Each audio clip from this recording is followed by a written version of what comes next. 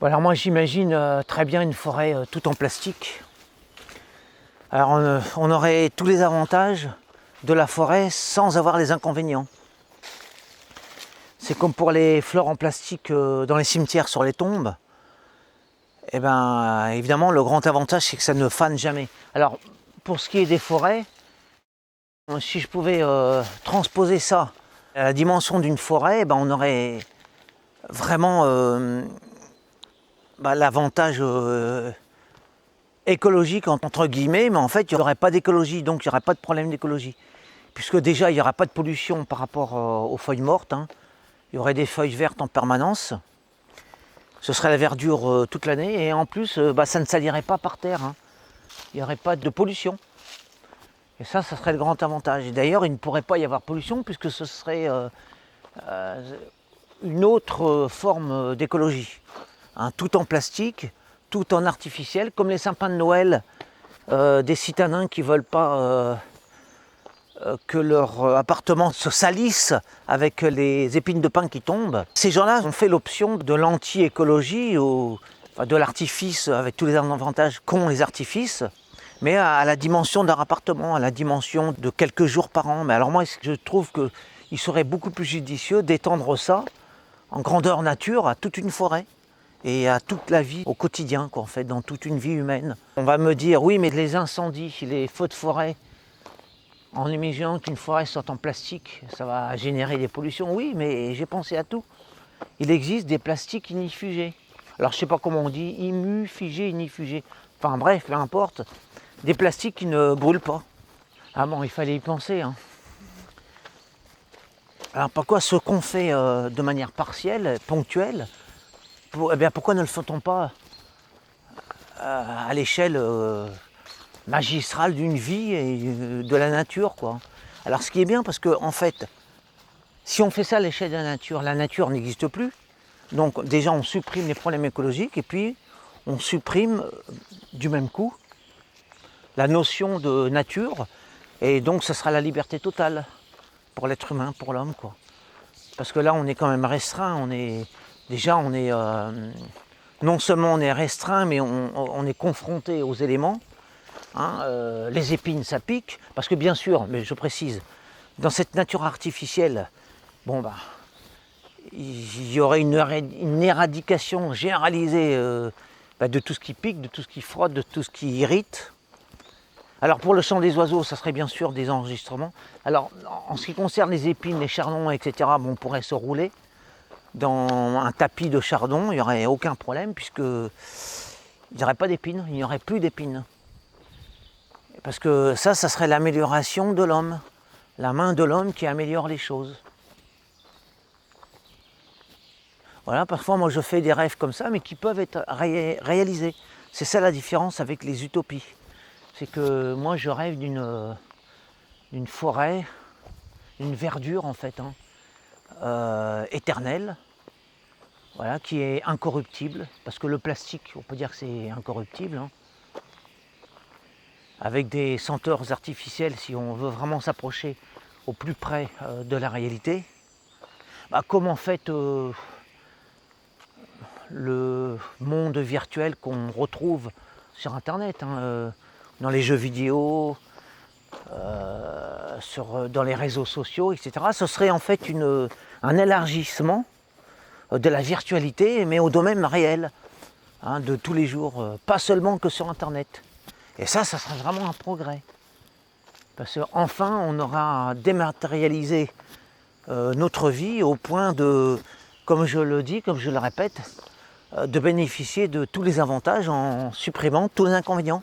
Plus d'épines, plus de pollution, plus de mauvaises odeurs également, que des parfums agréables, que l'on ferait surgir avec des systèmes, peu importe, ça c'est pas le problème, hein. Voilà, qu'il n'y aurait que des bonnes odeurs. Alors pour ce qui est des papillons, alors on pourrait faire ça sous forme d'hologramme. On pourrait faire ça tout simplement matériellement, sous forme de papillons artificiels, comme il existe actuellement maintenant on conçoit des insectes artificiels munis de mini caméras.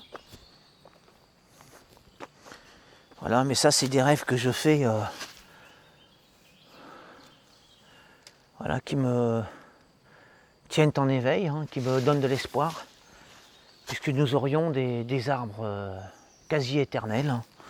Il n'y aurait plus besoin de puiser dans le sol hein, toute l'énergie vitale de la Terre. Hein.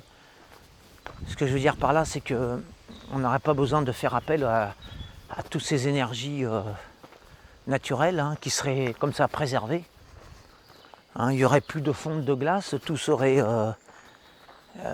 artificiel, donc des glaces qui ne fondent jamais, en fait du plastique. Hein. Donc on n'aurait plus de problème d'angoisse par rapport aux inondations, tous les désagréments qui sont liés aux problèmes de la nature. Il n'y aurait plus de dérèglement climatique, plus de dérèglement des éléments, tout serait éternellement figé. Peut-être que l'humanité arrivera à ça un jour. Elle arrivera enfin à ce stade ultime de la maîtrise parfaite et totale des éléments qui l'entourent, hein, qui entourent l'humanité. Et comme ça, bien, nous vivrions avec beaucoup plus de liberté.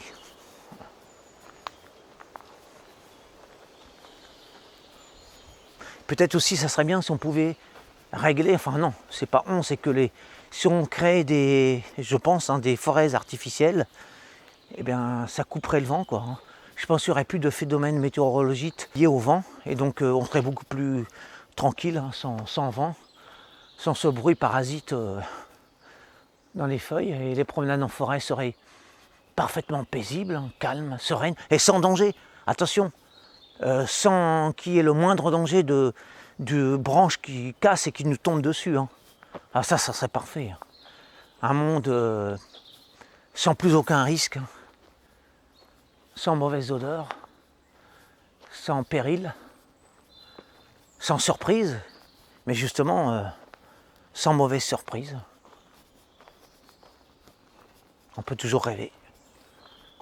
Alors ça permettrait surtout à tous les écologistes qui se dissimulent dans des grottes ou dans des souterrains pour éviter l'impact carbone, hein, comment ils appellent ça, enfin pour éviter qu'il y ait des interactions entre leur respiration et puis l'atmosphère, il n'y aurait plus ça puisqu'il n'y aurait plus de nature traditionnelle. Donc il n'y aurait plus d'inquiétude par rapport à la pollution. Ça c'est vraiment le grand avantage. Hein.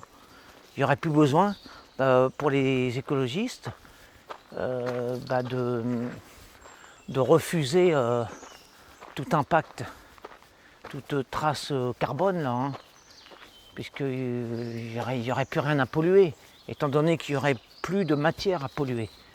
Hein, il n'y aurait plus de rejet d'oxygène de la part des forêts, parce que la forêt en plastique, elle ne pollue pas, hein, elle ne rejette rien dans l'atmosphère. Voilà, donc ça réglerait vraiment beaucoup de problèmes. Ça apaiserait beaucoup d'esprits inquiets en ce moment. Hein.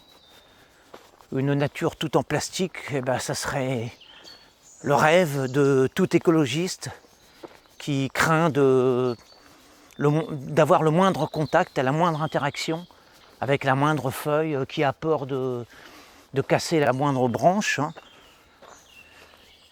qui craint d'avoir un impact négatif de son contact humain sur le végétal. Voilà, tout en plastique, donc ce serait inusable. Ce serait le bonheur, quoi, en fait. Le bonheur pour tout être éveillé et conscient que sa présence sur Terre est une calamité, est un poison pour la planète Terre. Il n'y aurait plus de poison comme ça. Nous pourrions tous vivre heureux, sans crainte de faire mal à la nature. Hein, la mère Gaïa, la planète Terre, serait ainsi préservée des méfaits des activités humaines. Voilà, c'est vraiment l'idéal, le rêve de tout esprit écologiste. Ouais, nous vivrions heureux sur une planète rénovée. Tout en plastique, le rêve, le rêve.